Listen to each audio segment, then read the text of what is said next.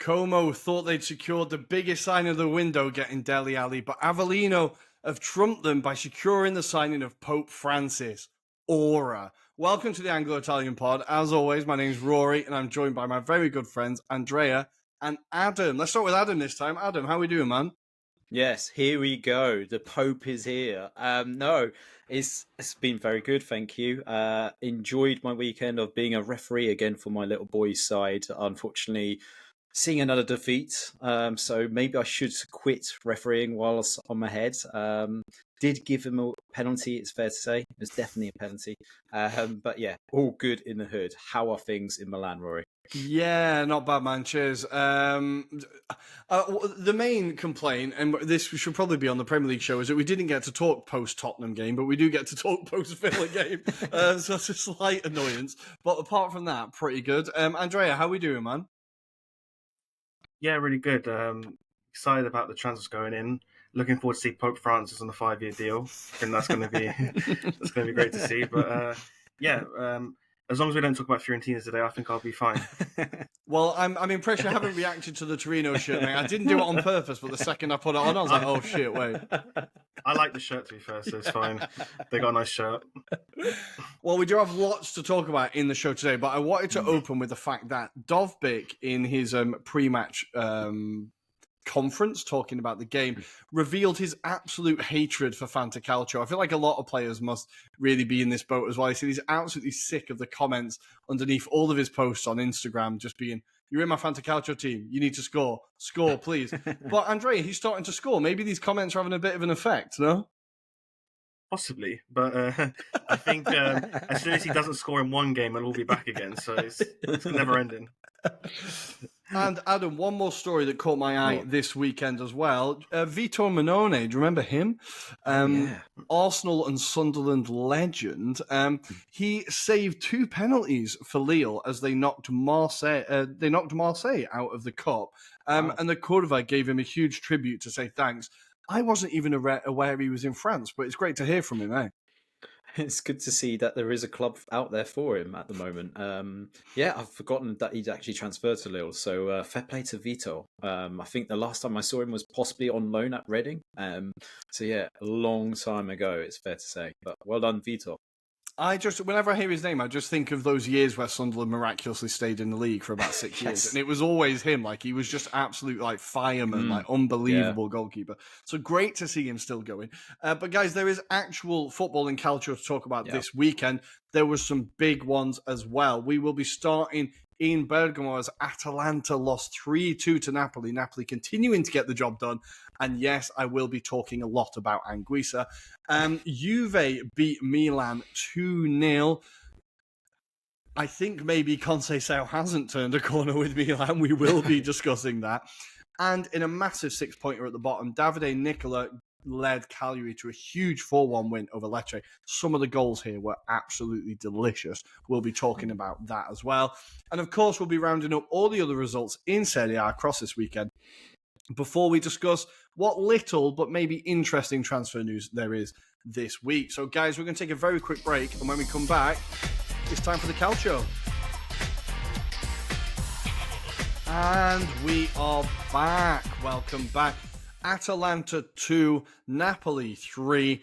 Adam, this game had it all. What were your first impressions, your main takeaways from this game? Plenty of goals, plenty of attacking, but Napoli just getting the job done. I think we definitely saw a better Napoli side, it was fair to say, versus the previous game round. And for me, maybe highlighted the fragilities of Atalanta that maybe we kind of overlooked when we were talking optimistically about their Scudetto hopes. I think, there was certain matchups in terms of the kind of game itself, the likes of Isak Hien, for example, taking on Lukaku, and I think Romelu got the better of Hien. He kind of bullied him at times. And I also feel that maybe it highlights there's a need for Atalanta to strengthen, particularly where maybe De Bruyne's legs aren't what they used to be, for example. And I think they just had moments, whilst they did kind of pepper, Napoli's goals. In particular, fantastic efforts, and we'll allude to the goals eventually, but I think it was definitely kind of a chalk and cheese kind of performance when you look at the overall kind of result itself. And I think it just really, I suppose, heightens that kind of expectation on Napoli now going forward, that they are going to push on in this second half of the season. And this, whilst they have the speculation of potentially some further signings to be added to this squad in due course. So yeah, really great performance from a Napoli perspective. It was still a very good performance from Atalanta, but I think Gasperini kind of alluded to it post-match. He kind of said about the kind of fixture list that they're going to have to endure in the next few days. And it's going to be tough on this Atalanta squad. So hopefully they don't pick up any injuries, but I think equally maybe Gasperini has an eye on who he's going to try and bring in this window, potentially to strengthen at least for the second half of the season, Rory. Well, I think it's kind of interesting because we've talked about the depth that Atalanta have. And even when you look at the players that came off the bench, you've still got like Zappacosta, De Ketelaere, Pasalic, Zaniolo. They do have a lot of strength off the bench and they do have options. But Andrea, what do you think it was about Atalanta's performance that just they didn't really live up to the levels that we know they're capable of? I think the main reason is that they're playing a team like Conte. When they play a team like that, who are robust defensively, who aren't going to give you much room, who are going to try and frustrate you. Ultimately, I think Atalanta not ran out of ideas, but I thought they ran out of steam near the end. And I also felt like they tried to force the issue a bit too much, especially when they equalised. I felt like the momentum was there, yes, but they went all out for the goal. And I really feel like that third goal that Napoli scored was just caught out on that, going forward too much, and they got punished for it. And again, I don't know if there's, game management where you could see, like, Gasperini, to be fair, has done really good game management in terms of substitutions, bringing players in. But I just think in that moment when you're 2-2, even if the game finished 2-2, you take it. You're only 4 points behind. Ideally, you need the win. But I just feel like they felt like they needed to win, and that's it. They went for the win. They could nothing else. And to lose all three, it puts you in such a bad position now in terms of catching up. So I just think they should have just calmed it down a bit in that final 20 minutes. Yes, push for the winner, but ultimately try and make sure you're solid at the back, because you don't want to concede the third goal for Napoli, because if they score, it's very difficult to come back within the last 10, 15 minutes. You saw what Conte does. Brings off Neres, brings on Mazzocchi, brings on Spinazzola as wingers covering fullback. So it played into Conte's hands, I think, Gasperini's kind of the way that Atalanta played. So I think, unfortunately for their sake, they just fell into that trap and Napoli just exploited it. And to be honest, I'm not too surprised it happened. I kind of felt it was going to happen in the game before the game even started, just because of the way Napoli are. It's a one-off game for them. Atalanta, on the other hand, need the win. So if Napoli lost, it wouldn't have been the end of the world, so they could keep the same approach. But we know if Napoli played similar to Atalanta would have blown them away, definitely. Yeah. So it was just adapting to that was the issue, I think, for Atalanta. Well, we can't say it's a surprise that Atalanta went for the win. Like, this is what Gasperini does. It's Gasperini's football. It's kind of the lack of pragmatism at times is what doesn't get his teams over the line, or what hasn't got his teams over the line in the past. And maybe this is kind of the price you pay with a manager like Gasperini, who has that kind of philosophy and sticks to it. Like, Spurs fans' ears are pricking at this, I think. But maybe that's the price you pay. But I think there was still, we have to talk about the Retegui goal, because it was just a moment of absolute quality from a striker who is having the season of his life. Hopefully it continues beyond this, and especially in an Italy shirt. But Adam, from that goal, it kind of came from nowhere, and it was just like the most, he turned in a telephone box and hammered it into the top corner, but just a real moment of quality. Yeah, absolutely. When you consider he's come back into the side, and I think that's the element of what he's improved since he's joined the club from Genoa. I mean, he's definitely sort of pushed on, and I think that was a sign of a striker that's a lot more clinical, a lot more on it in terms of his kind of overall achievements. He's trying to get into the Italian national squad now. And I think the issue lies with Spalletti, for example, as to how he could potentially force a partnership with Moise Kean, because I think with those two up top, it'll be so formidable for the Azzurri squad. But I mean, Retegui's just massively improved. His levels have just propelled this season. And I think a lot of that credit goes to Gasperini, because I think you still had a really raw striker when he signed for Atalanta, but the way that he's just improved, and you can see it in the other signings that Gasperini's brought to the club, they always seem to fundamentally improve in terms of their levels at the club. So a lot of credit to Gasperini, but yeah, what a fantastic shot. I mean, yeah, incredible. Unbelievable goal. But Gasperini is the striker whisperer, right? He could get 40 goals out of Dominic Calvert-Lewin, like, if you gave him a year. Like, the guy's a genius. But, Andrea, it wasn't long before Politano had his own little banger, and another beautiful moment from Napoli. We give him a little bit of stick. He was kind of out on the left, but it was a lovely finish from him. He does score great goals. He doesn't score a great amount, but he does score great goals. Yeah, great goal. Again, I think what Conte likes about him is his work rate on that right-hand side. He does give a lot of effort going up and down that touchline, and he can be a threat in those situations, when you're not really getting into the final third that easy. You've got someone that can cut in and shoot from distance and can score from them. So ultimately, it paid off this time around. So it doesn't always pay off, but in this time around it did. And who else just before half-time? But of course, Scott McTominay gives Napoli the lead. Adam, again, I think another, let's talk about the Napoli midfield in general, I suppose. It's a good moment to talk about that, I think. But this McTominay, Lobotka, and Guisa little triumvirate is doing particularly well. But another great moment for McTominay. Do you think the midfield, because you kind of alluded to before, Darun maybe didn't have his greatest game, Ederson was a bit off it. Do you think the midfield is where this game was kind of won ultimately? Yeah, definitely. And I will probably allude to the facts. The guy that called out last time on the pod, which was Frank Anguissa, his performance was absolutely formidable for that kind of centre play, so to speak. But he was all over the pitch, offering that kind of push and pressure across the pitch and intensity. But McTominay offers something that I think people underrated when Scott McTominay did it for Man United, because they saw him as maybe being a loose cannon. But I think possibly because he's got more of a foundation under Conte's kind of style of football, then it allows him to kind of be that free-floating player that can contribute in terms of the attacking third, but can also go into that midfield and offer those kind of combative aspects as well. And I think that's the thing that really is appealing. And I suppose many people are surprised by how Scott McTominay has adjusted to life in Serie A, because he is completely different to your traditional midfielder that you get in Serie A. And I think he's just really been a breath of fresh air to Conte as well, because I don't foresee him being his first choice, but I think the fact that he saw values in him and has adapted his roles and his formations to an extent as well shows you how valuable he's playing a part in Napoli's season as well. So I think Conte is really delighted with that signing and how that's shaping up at the moment, and a lot of credit goes to Scott McTominay. Yeah, it could be one of the signings of the season come the end of the season, Scott McTominay, I think, in terms of his impact so far. And the Napoli fans would definitely be putting his name in the hat because they're absolutely in love with him. Yeah. But, Andrea, I want to talk a little bit about the kind of the evolution of Anguissa, because we've seen him go from a kind of holding midfielder, ball winner under Spalletti, not really much attacking output, not really much license to run forward.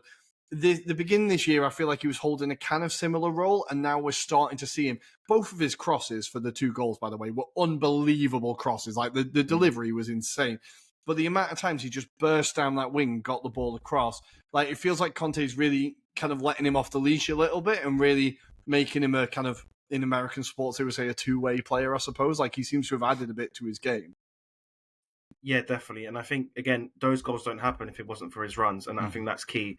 And considering you've got McTominay going forward a lot, it's quite interesting to see Anguissa win this new kind of role. I guess it keeps Lobotka kind of back, kind of being the deep line playmaker. So he kind of has the extra freedom to maybe go forward a bit. But when he has gone forward, just think he's so strong on the ball. He's very hard to tackle. And he's also a very strong runner as well. And I feel like he dribbles well. And he's got all the attributes to kind of make a good runs and stuff. And to be fair, what's added to his game as well is even those crosses. Like, we've never seen that before. And those crosses were like wingers that cross, that good, And again, it's another area where they can actually get someone else out wide to cross balls in if their wing backs marked out, or, the attacking third players have been marked out, that you've got Anguissa to kind of pick the ball up and create something himself. So it's another option in that team, and that's exciting and also really important going into further big matches coming up. No, absolutely, absolutely. And of course, the winner is scored by big Romelu Lukaku. Adam, that's now his 8th goal and 6th assist in the league this year. Is he quietly having a good season? I feel like people aren't really talking about it. Maybe we expected a bit more, but I think quietly he's doing okay, right? He's doing superbly. I think, Conte seems to get the best out of him, and he works so well in terms of that formation. It is basically play to Lukaku's strengths, and he does it superbly. I mean, I think we're not seeing necessarily the Romelu that we saw at Inter to an extent. We see a different kind of style of football with Lukaku at Napoli, but I think he still has that ability, I suppose, to bully defenders. And you saw it with the kind of head-to-head with Isak, who I really do rate, but he got completely dominated by Romelu, especially for that header as well, which gave Napoli the win in that particular instance. It was just the way that he's such a presence, and when he's on that kind of form, he's up there with one of the top strikers in Europe, without a shadow of a doubt. The problem is getting that consistency out of him. But there's no arguments this season, without a shadow of a doubt. That consistency has been there, ever present as well. And I think there's not many strikers that can be as formidable as Lukaku has been this season. So a lot of props to him. I suppose the scenario that Napoli have is when Osimhen returns in the summer, what the hell they do with these two strikers? Because, yeah, I suspect we know what's going to happen with Osimhen, but Lukaku is definitely paid back what he already has in terms of transfer fees to the club as well.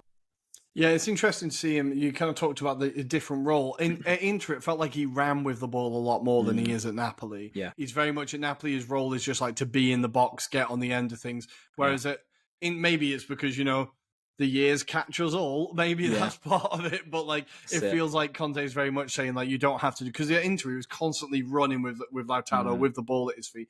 But you could see when he was at Roma that he just wasn't really able to do that anymore. It wasn't happening. So Conte's obviously spotted that and been like, no, you just play within the width of the post and in the penalty box and you can get the job done. And I think, it's very quietly having a good season. I think he still has games where he absolutely stinks the place out. But I think he's in general, it surprised me he had that many goals, I'll be honest. But would you also very quickly need to say another goal for Lookman? I'm hoping this is a bit of a run for him now. He does tend to go on streaks once he gets one. It was a well-taken goal, but ultimately they weren't able to get the points. And this does mean that Napoli are still top of the league. Andrea, we talked for a while that they were just winning 1-0. They've just won by 1 goal. Are they just a team that knows how to get the job done? Yeah, they do. They are. And it's just depending if they can sustain that for the rest of the season is the big question. But certainly in these games where they know it's like a one-off kind of result, they can come away with wins. And these type of results are going to be crucial in terms of the points tally. Like we said before, it knocks Atalanta 7 points behind, which is a really big gap as it is already. So they've got a lot of positives to go with in that sense. Yeah, unfortunately for my very optimistic bet, I think that might be Atalanta out of the title race. I can't see them really turning it round now, unfortunately. But as I said, that does leave Napoli 3 points ahead of Inter. A ridiculous amount of wins in a row at the minute for Napoli now, really hitting their strides. And this is all without Kvara. We do kind of very quickly need to say, Adam, he has left the building. His tribute to the city was very nice. There was a video of him saying goodbye to the Maradona mural at 3 a.m. I think there's not, everything I saw, the Napoli fans weren't angry. There wasn't a lot of hatred towards him, like when Cavani left or Higuain left. I think there was a bit more vitriol. But it's nice to see just two parties happy that it's ended, right? In a nice way. Yeah, I think so. I did see an alternative video, which was a Naples local throwing a cardboard cutout of Farah into the bin. But that said, I think generally there was some appreciation for what Farah has achieved at that time. And we have to remember when he first joined the club, that was his first major season. He went down as a storm, and in that season they won the Scudetto for the very first time in what was 2 decades, I think it was. So I think there's a lot of appreciation for what he achieved. I think probably a bit gutted around how De Laurentiis has dealt with this scenario.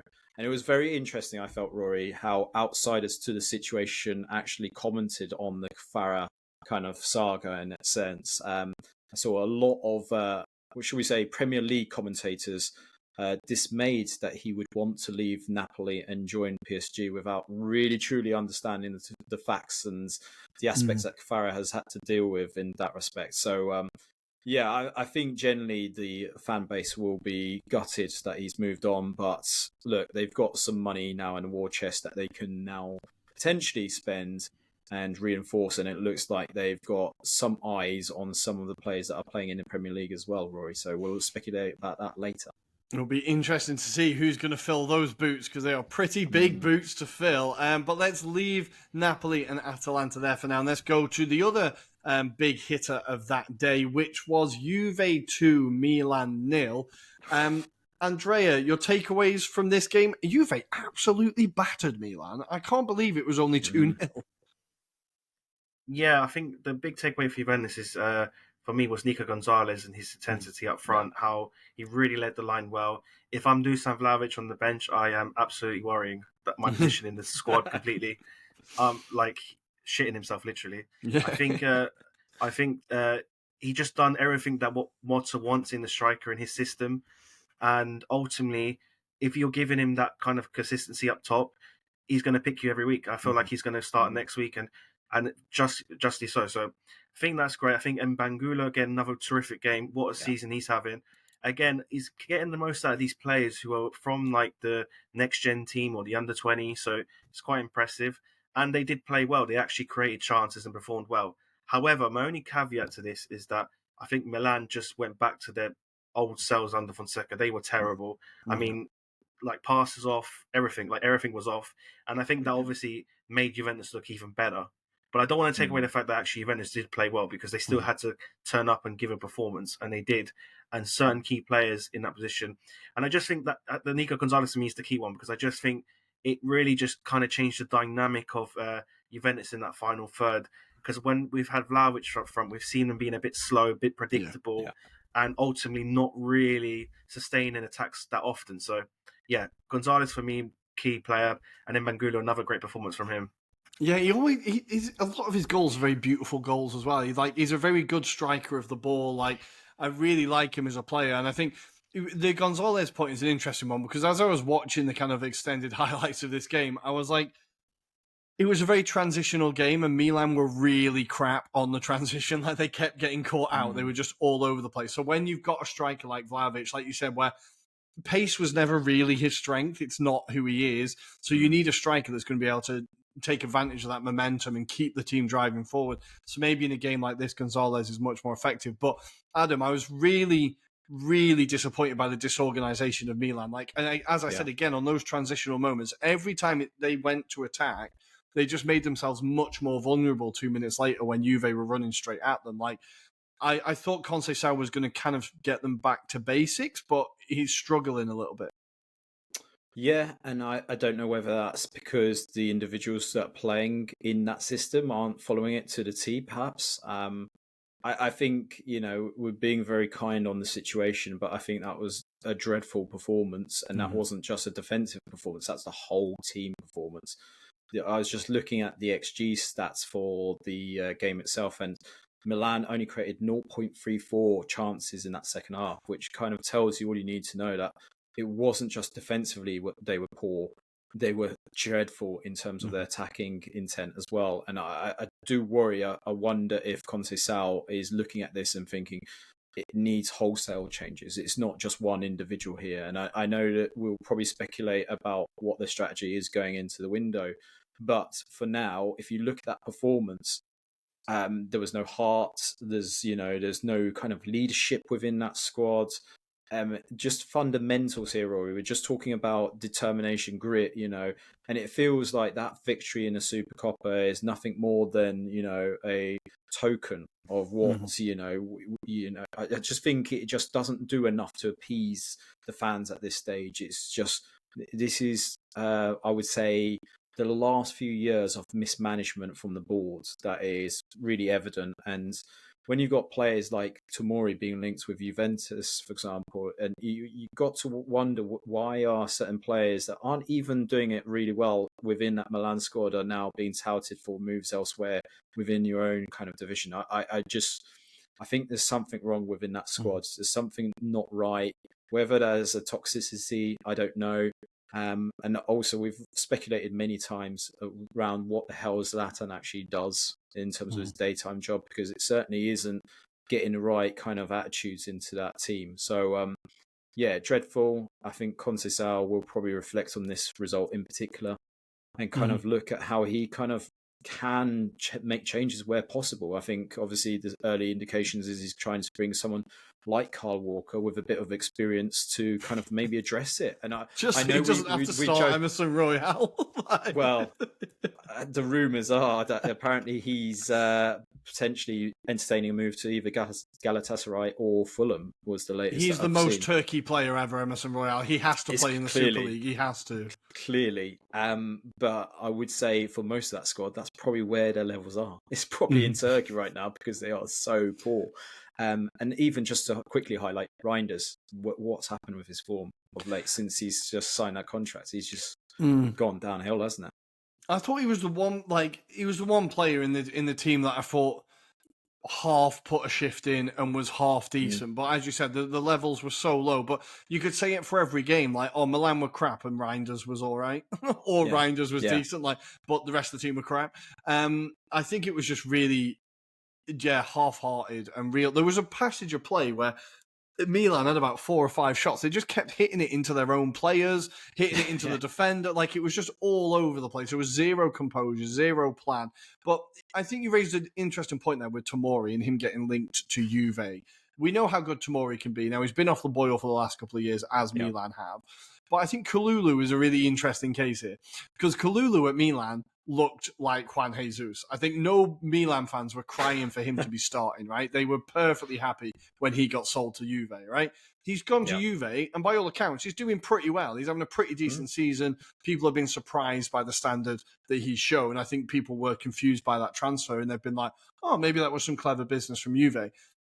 I feel like Tomori might be a similar thing. I know there's some Milan fans that are annoyed that they sold Kalulu to Juve now. And I think if they did it with Tomori, there'd be even more annoyance of like, why do we keep selling these players to improve? It kind of feels like a Man United type situation. These players are kind of getting lost and becoming ghosts of themselves and then moving on and getting better. So maybe I would like to see Tomori move on because I think he's a fantastic defender and I want to see him rediscover his form. But Andrea, it is concerning for Milan. And when you look at their team and the bench, it's like, you know, Abraham he's not quite been the same since he had that horrendous injury for Roma, but he's scored goals in the league in the past. They've got Morata, who's, you know, a decent, proven striker. But they just can't get that attacking quality. No, and I think, again, when you're trailing in the game, you need to turn it around. That sub bench, there's not really anyone that you look in there and you're thinking he's going to come on and really push this Juventus team back and maybe create something. And I think that's the problem. You've got players there that are literally not even squad players anymore. You've got like Jovic there. There's so many. And then you're relying on a Kamada who I really hope has a great future ahead of him, but it's a lot to ask for him to come on with 15 minutes to go and make any difference at all. So, there's a lot of question marks on that. But again, it's a lot of question marks on their transfer business as well, because they brought players in like Okafor, players like that who never really got a chance. Again, they might not be up to the level, but they never really got the chance. And then you look at it in this game, maybe he could have come on, you know, done something, you know. So again, there's a lot of questions, I think, in terms of the strategy as well of the transfers. But ultimately, they've left themselves quite short in that final third in terms of backups and also quality of depth as well. So, yeah, there's a lot of question marks. And again, as Adam was saying, the Supercoppa just seems like paper over the cracks, really. It might buy Conceição some time to be like, look, I won you this with this team. So if we rebuild and get my team in, we'll be in business. So I think that's what he's got to try and convince the Milan board in the end of the season. And Adam, finally on this game, is this to finish on Juve? Is this the kind of first landmark result for Motta that he can kind of hang his hat on and be like, right, this is what we're capable of doing. This is a bit of a statement. I think it gives him a little bit of redemption. You know, I think obviously we've been quite critical of Motta and maybe we've kind of put our, you know, I suppose, opinions on in terms of where we think this Motta team is, what does it stand for, etc. But I think, it repays a bit of faith in terms of what he was trying to implement. It's taken some time. Obviously, I think we've got to credit him in terms of he's had a horrendous injury crisis at Juventus, it's fair to say. And they still are unbeaten. That's the funny thing about the whole situation. They're unbeaten. They're just drawing far too many games. But this is I think I put in my notes, I think it was the first win since December 23rd against Monza, and also the first clean sheet since November the 23rd last year. Damn. So there is some kind of air of optimism off the back of that result. I appreciate also what Andrea alluded to, which was this is something of, I suppose, whether we should take it with a pinch of salt in terms of caveats, because it was against Milan, who are equally just as dreadful at this moment in time. However, I think at least that's something that Juventus can build on going forward. They're doing all right in the Champions League. They can push on in the league now. I just think there's going to be some time now where they've got to consolidate, and now I think we'll allude to it, is what do they do in terms of the moves in the window before it closes, because there's been some wild speculation on certain players that I didn't expect to be linked with Juventus at this stage, and I think a lot of it is down to who they can sell to potentially raise some funds and bring the players that they ideally want, rather than what are being offered to them right now. Well, it's a huge result for Juve. It just put them up into fifth and only 2 points behind Lazio in fourth. And all of a sudden, those we were saying last episode, like all those draws, the context can go one of two ways of just how good that is or how bad that is. It's like on a knife's edge. And all of a sudden, you're like, okay, I thought they might not make Europe, and now they've kind of taken advantage of the teams around them. Sorry, Fiorentina, for not really picking up the points, and they've managed to bridge that gap. And now all of a sudden, Champions League qualification is starting to look realistic, and maybe they are pushing with a Lazio that are faltering as well. Maybe they are kind of pushing there, and they can get it over the line. It would be huge for them and huge for Motta. So kind of keep an eye on that, I suppose, if this is the turning point for them, or a bit of a springboard. Obviously, key to that, I think, is them keeping hold of Cambiasso or spending the Cambiasso money well. But we'll talk about that later in the show, maybe. Let's go down to the next game, and we're going all the way down towards the bottom of the table. The teams at the bottom keep winning, or some of them do. And Cagliari, Davide Nicola, they've done it again. They are now 2 points, a massive 2 points above the relegation zone, up in 14th. Como are currently winning 2-1 at time of recording, and they are now up into 13th. But a huge 4-1 win for Cagliari. Andrea, which of the goals was your favourite goal? I think the assist for the first Cagliari goal, the back heel, and then that quick shuffle of his feet in the finish was unbelievable. There were some great goals in this game, right? Yeah, you took my one, to be honest. That was the favourite. It was just like it's like that's not a relegation team type of goal. And they did that, it was insane. I just, again, impressed with Ortega. Again, another goal, terrific performance. Like, what a player we're seeing in him. But yeah, lots of positive in Cagliari. I think even before the red card, they were still on top of them, and they were destined to win that game 3-4-1 anyway. Yeah, really impressed with them. Yeah, they're really, they're showing a proper fight and a spirit. And look, traveling, we say it every episode and every year with Cagliari, but going to Sardinia, it's a tricky place to go, and their home form is always so important to them. But I think it's the Obert goal is a banger as well. The Zortea goal's a beautiful finish. I was watching, I was like, this is not a team that should be relegated. This is a team playing with swagger and confidence, and I really enjoyed their performance. Adam, it's great to see Davide Nicola he's just doing a quietly very good job, and I think he should be able to keep them up. I think so. I've always speculated on Cagliari that they need to add a few more quality players in terms of maybe experience or established players within the league itself, that can just give them a bit more quality when they're away from home, because it's never a question about the home form. It's always, can they get a result away from home in those environments where they've probably got no fans to join in and cheer them on? They need those kind of experienced heads. And I feel they have got a few journeymen within their squads, right? And You again, got Yerry Mina at the back doing a good job. Lapadula, for example.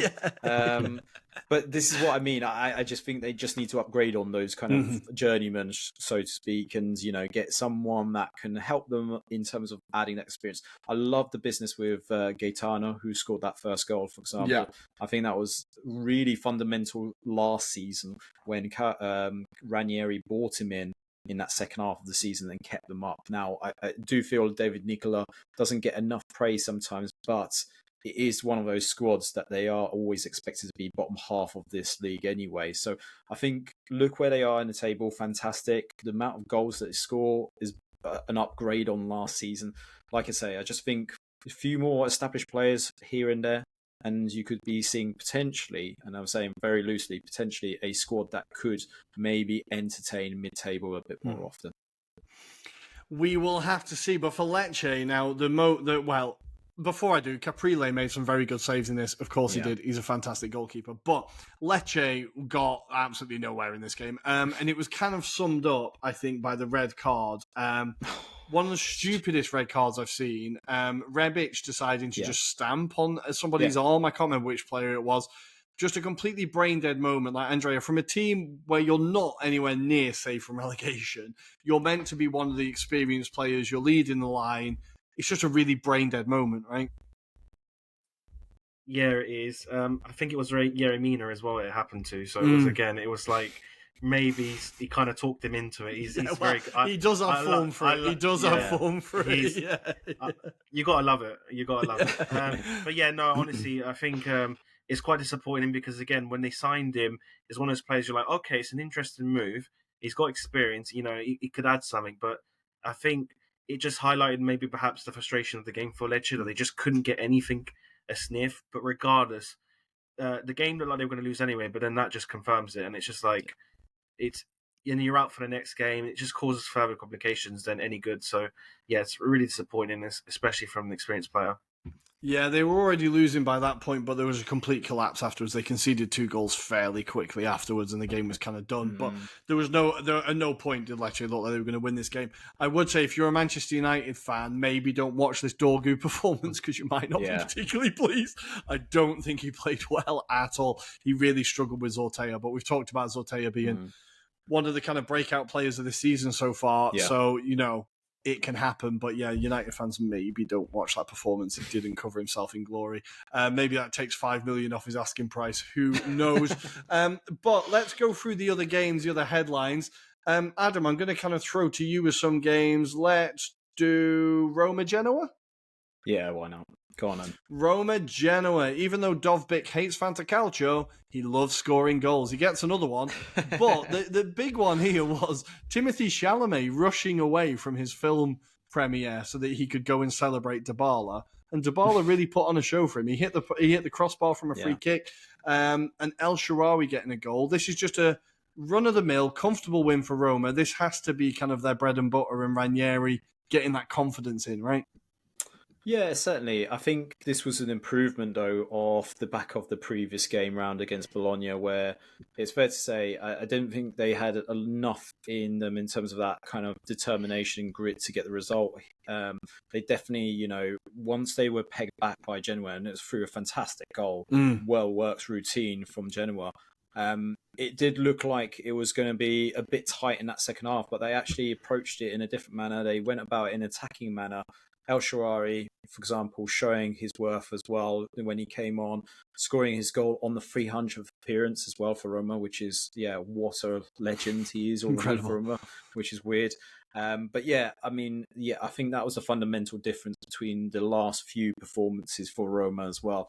And I did put in here as well, I think their form has been quite impressive of late. So if I'm not mistaken, they're now unbeaten in 6 games. So in the league, really doing quite well. And I think when you consider when Ranieri took them over and the first game was a loss to Napoli, we all came on this pod and didn't think there was much more that Ranieri was actually going to fundamentally do. But you can see now there seems to be progress, which you wouldn't have said under Juric, for example.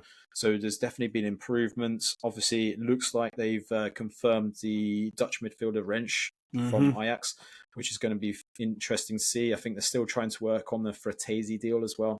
So there seems to be some moves in Roma, potentially maybe a bit more solid base, and let's see if that helps with the formation on the pitch and their form overall. So really good news for Roma. For Genoa, I suppose there's nothing to be too concerned about given the circumstances, but I think, Vieira will be keeping an eye on their progress going into the next few games.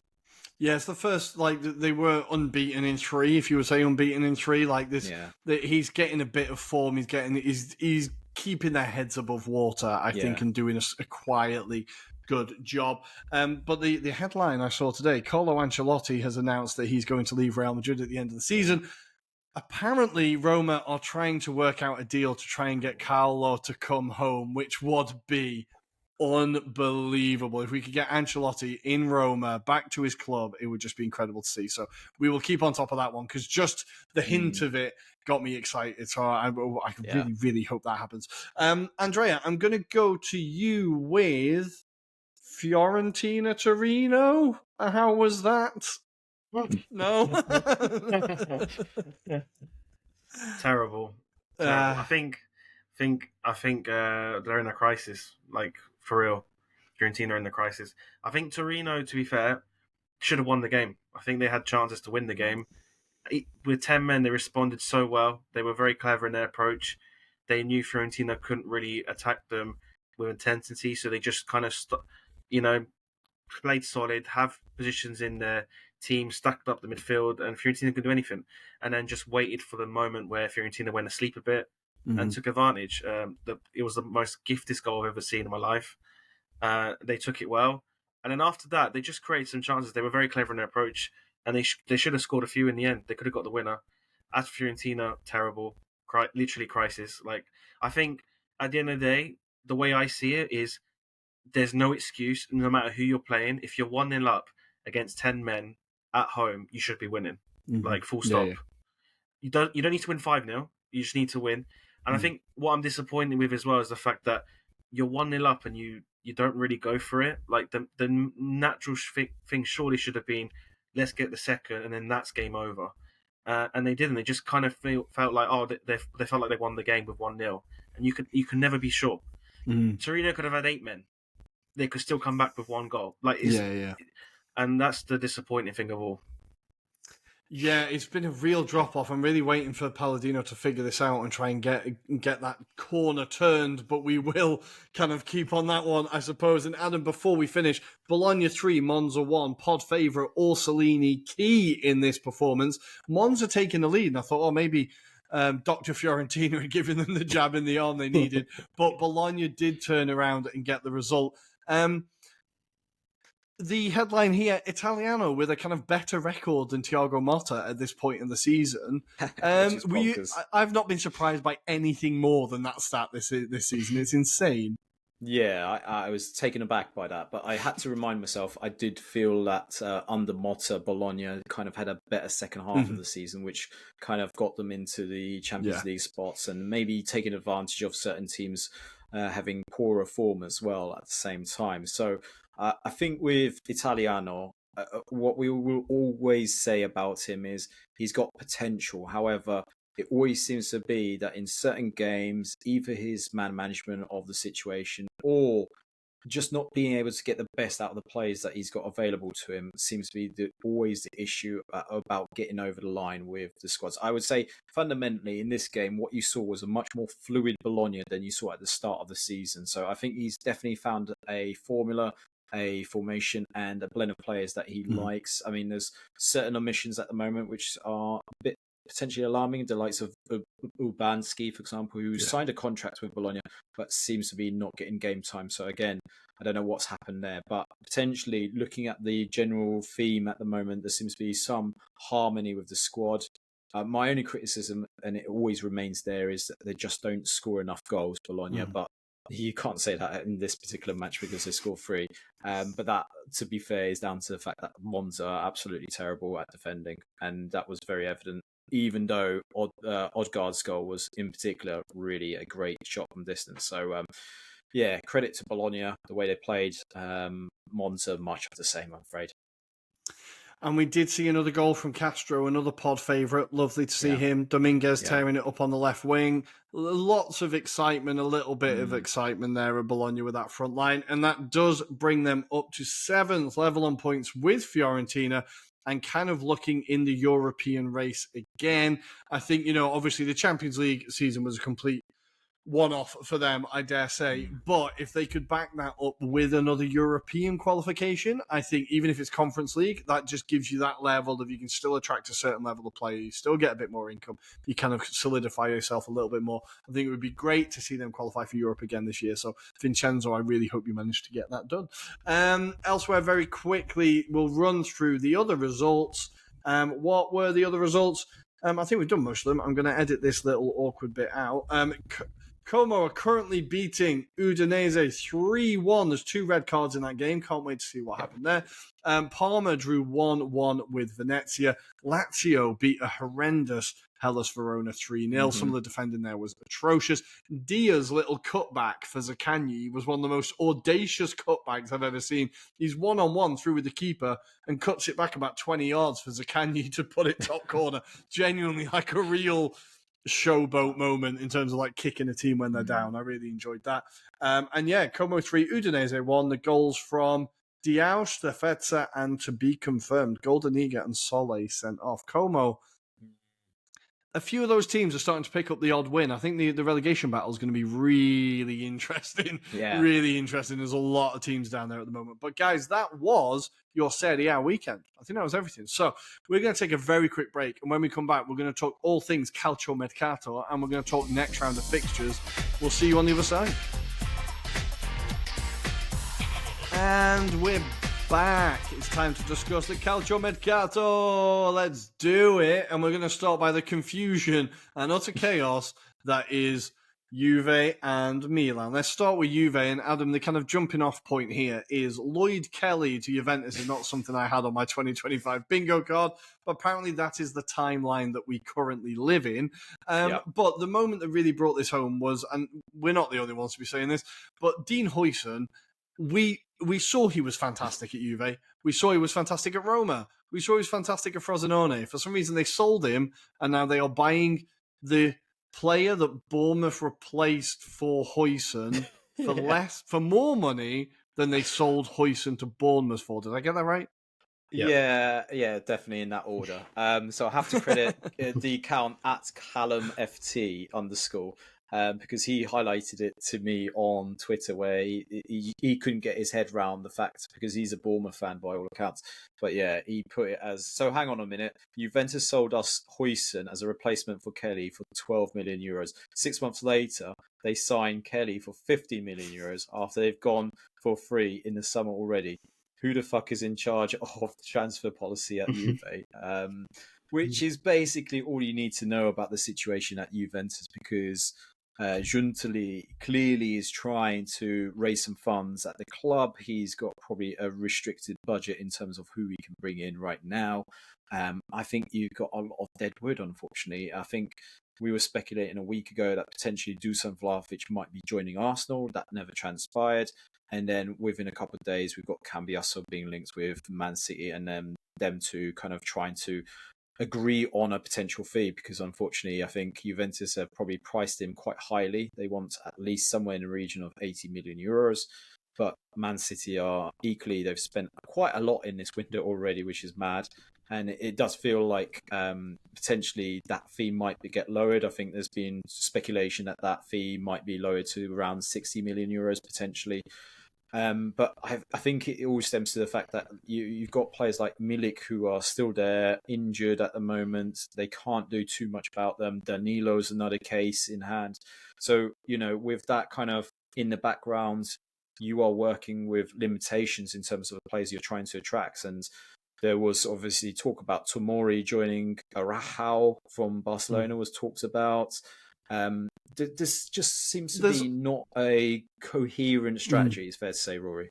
There's also been an issue with the Kolo Muani loan, right? Like, so PSG, they've hit their limit of amount of players they can loan out. Correct. So Juve can't take him. Now, if you're making him your main striker target to replace Vlahovic so he can join Arsenal on loan, which by all accounts Arteta was fully on board with, right? Surely you need to do your kind of just do your research. homework and check that move is going to be okay, because now they're pivoting towards, Dusan, we said we didn't want you. Well, actually, can you stay for the rest of the season, please? Like, it doesn't look good, does it? Juntali was supposed to be the guy that was going to take the club into the new direction. It's not a great start.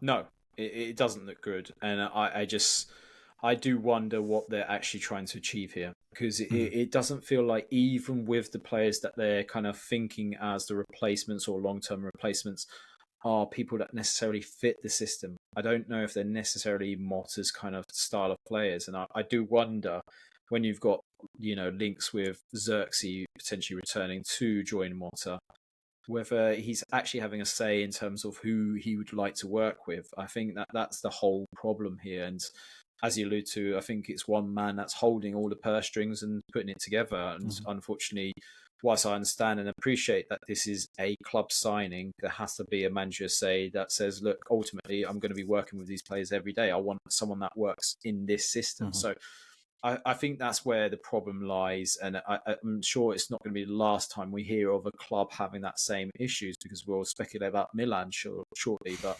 I just think from the names that have been linked, it's surprising, it's fair to say, Rory, that we've got Lloyd Kelly, when there are some better defenders even within Serie A that could potentially, jump in and do a job potentially here. So I think they just need to look closer to home potentially. Yeah, it does all seem a tad confused. I think, look, my theory on Kolo Muani, I've been quite open about. I think it's just a name. I've never seen him actually be that good. So I was confused as to why they were going for him in the first place. But I think the Xerxes links kind of make more sense, because I think Juve wanted him straight from Bologna, but couldn't afford him the second United got involved, I think. So I think the interest in the links has been there a little bit longer, and it kind of, it's a simple one. You did well under this manager. Let's just reunite you with that manager. It just kind of makes sense. But I would say that for United, he's actually been relatively not unimpressive when he's come off the bench. So there might actually be a role for him at United. So it might be difficult for Juve to prize him away from there. But who knows what the hell's going to go on at United. But Andrea, let's go to Milan. Possibly even more confusing than Juve and United combined. Kyle Walker to replace Emerson Royale. Okafor has gone. What is happening? What is their strategy? Who are they linked with? What's going on?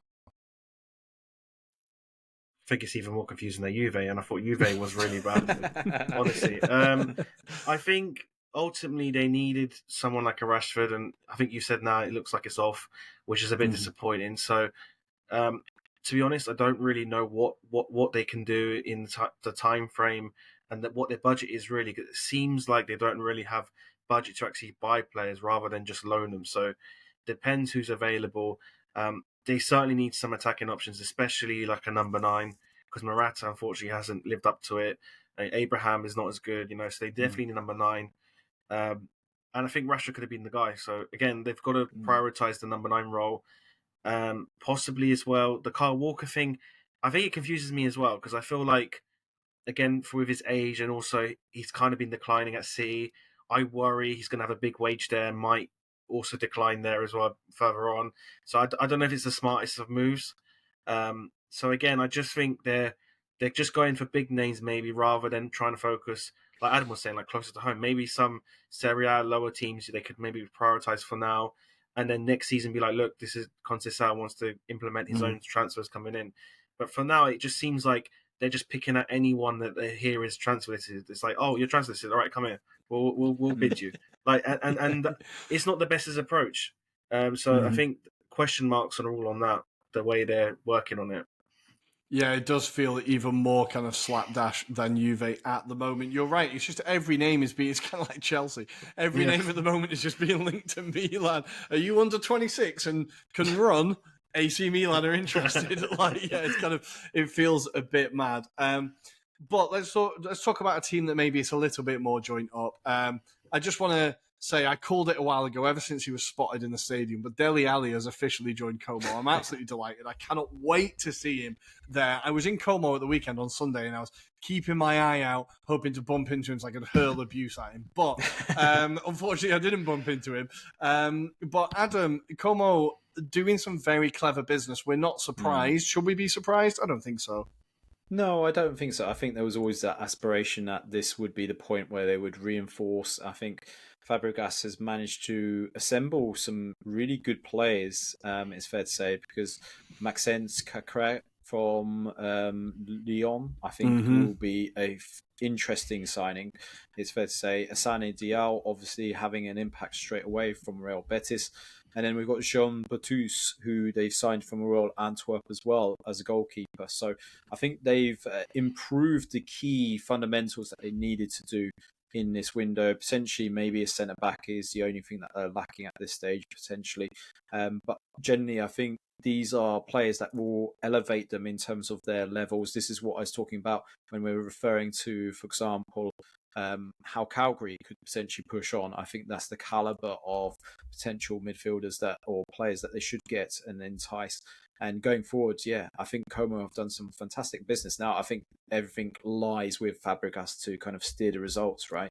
But we're all hoping, I think personally, that Dele Alli has a rejuvenation in his career now, because I think, we know about his personal circumstances now. We know why it's taken him so long, or potentially why he's suddenly fallen off. And I think everyone knows there's a talented individual there, but we just haven't been able to unearth it. And I think with someone as prestigious as Fabregas, who has been able to do all of the things at a top level, I think he's the right kind of character to have by his side. So hopefully, you never know, we might see Dele Alli scoring again in Serie A this time.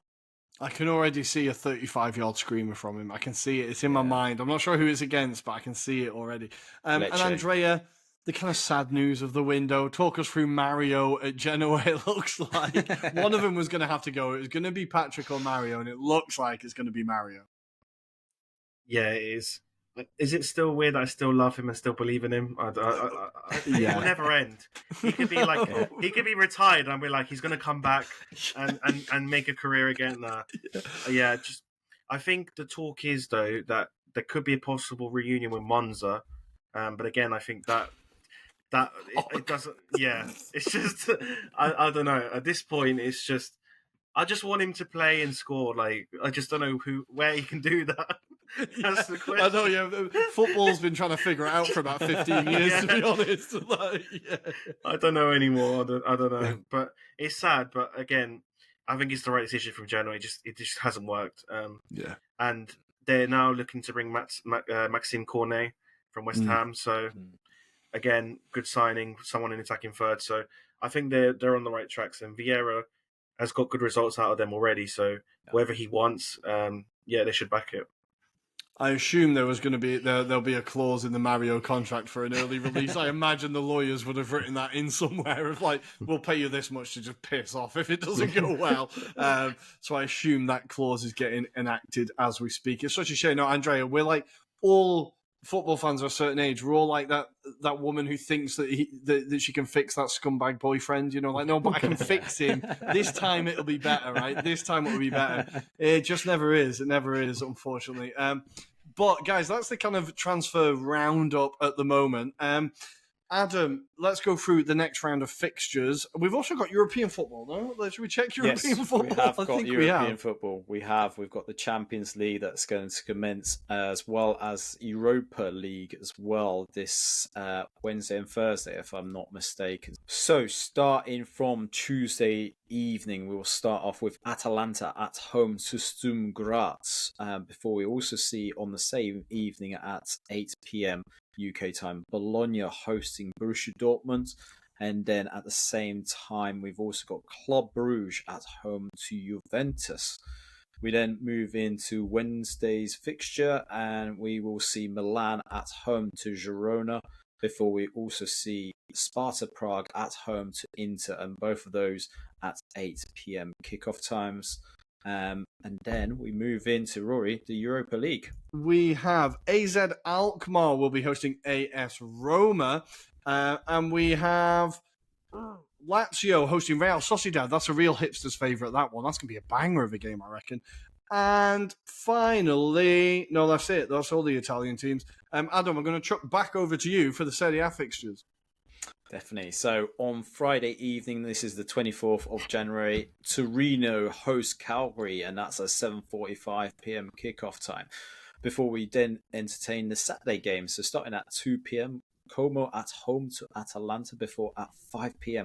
Got a bit of a banger here, Rory. Napoli at home to Juventus before 7:45. Empoli host Bologna. Then we move into Sunday's fixtures. So starting at 11:30, we've got Milan at home to Parma before we move into 2 p.m, where we see Udinese at home to Roma. At 5 p.m, we've got Lecce at home to Inter before the big game on Sunday evening, 7:45 p.m. kickoff time. Lazio at home to Fiorentina before on Monday. It's come back, Rory. We've got it back. We asked for it last week. They've listened. 5:30 p.m. We've got Venezia versus Hellas Verona. That banger before our very eyes.